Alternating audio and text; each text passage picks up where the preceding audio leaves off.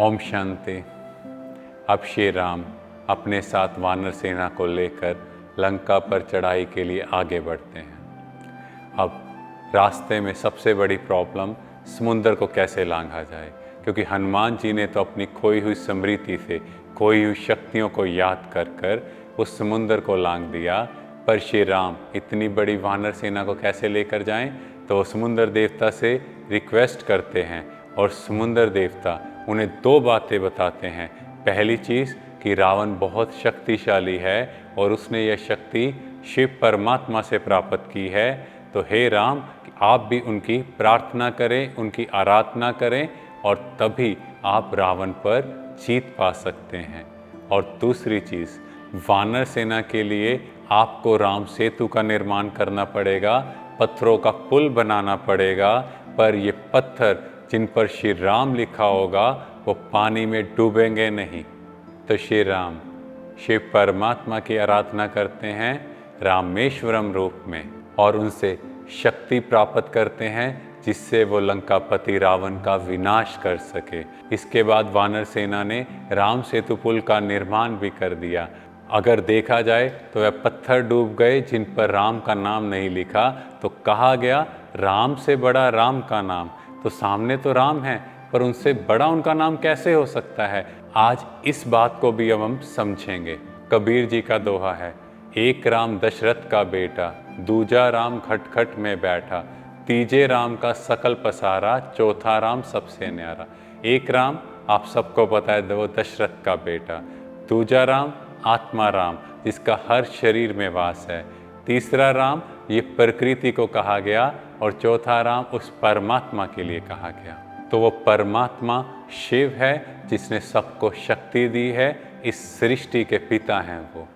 इसके बाद श्री राम पूरी वानर सेना के साथ लंका पर चढ़ाई के लिए आगे बढ़ते हैं और पूरा सागर क्रॉस करके लंका की तरफ पहुंच जाते हैं। से हम समझे वानर सेना के बारे में जिसके बारे में कोई सोच भी नहीं सकता, और श्री राम ने ऐसी सेना से लंका पर विजय प्राप्त कर ली जहां बड़े बड़े असुर जिनका गायन था, ऐसी सेना पर ऐसे महावीरों को परास्त कर दिया। और कहते हैं कि ये वानर सेना भी बाद में देव पद को प्राप्त हुई। यहाँ से हमें शिक्षा मिलती है, कोई आत्मा कैसी भी हो, अगर उसको परमात्म संग मिल जाए, अगर वो परमात्म कार्य में सहयोगी बन जाए, तो वो भी वानर से मंदिर लायक बन जाते हैं, पुजारी से पूज्य बन जाते हैं। और तब वो अंगद को भेजते हैं रावण के पास। अंगद जाकर रावण को कहता है कि हे पापी, हे दशानन, अभी भी समय है, अपने पापों का प्रायश्चित कर ले। पर रावण उन्हें बैठने तक की जगह नहीं देता। तब अंगद अपनी पूंछ का विस्तार कर उससे इतना ऊपर आसन बना लेते हैं जो रावण से भी ऊपर हो जाता है। यहाँ से क्या शिक्षा मिलती है कि सामने वाला अगर हमारी इंसल्ट भी करे, हमें गलत भी बिहेव करे, हम अपनी स्थिति को इतना श्रेष्ठ रखें कि उनकी नेगेटिव बातों का हम पर इफ़ेक्ट ना आए, क्योंकि कोई भी किसी को खुश नहीं कर सकता। तो इसीलिए अच्छा है ना कि हम अपनी स्थिति को खुद ही कंट्रोल करें। जैसे अंगद के साथ किया, उनका निरादर करने की कोशिश की, पर उन्होंने अपनी खुशी को जाने नहीं दिया। और सेकंड बात, यहाँ पर अंगद ने अपना पाँव सभा में जमा दिया और कहा कि जो भी मेरे पाँव को हिला पाया, तो मेरी तरफ से ये मैं प्रण लेता हूँ कि श्री राम यहाँ से वापस चले जाएंगे। और कोई भी सभा में से उस पैर को हिला नहीं पाया। ये निशानी है कि अगर आपका डिटर्मिनेशन बहुत स्ट्रॉन्ग है, अगर आपका उस परमात्मा में दृढ़ निश्चय है, तो कोई भी आपको आपकी मंजिल से रोक नहीं सकता। इसके बाद रावण की पत्नी मंदोदरी भी रावण को समझाते हैं, पर रावण नहीं मानता और वो कुंभकर्ण को जगाने के लिए अपनी सेना को भेजता है। कुंभकर्ण जिसके कान कुंभ जैसे अर्थात मटके जैसे, जहाँ आवाज़ तो लाउड होती है पर कुछ समझ में नहीं आता। तो ऐसी आत्माएं जिनको ज्ञान कुछ भी समझ नहीं आता। यहाँ से हमें शिक्षा मिलती है कि हमें उन्हीं जगह पर ज्ञान सुनाना चाहिए जो समझने के लायक हों, जो आत्माएं आपका मजाक बनाए, ऐसी जगह पर अपने शब्दों को थोड़ा कम कर दो, उतना ही बोलो जितना रिक्वायर्ड है। और फिर श्री राम और लक्ष्मण कुंभकर्ण का भी वध कर देते हैं। इसके बाद रावण मेघनाथ को अपने बेटे इंद्रजीत को भेजता है और मेघनाथ अपनी मायावी शक्ति से श्री राम और लक्ष्मण को नागपाश में बांध देता है और वे मूर्छित हो जाते हैं।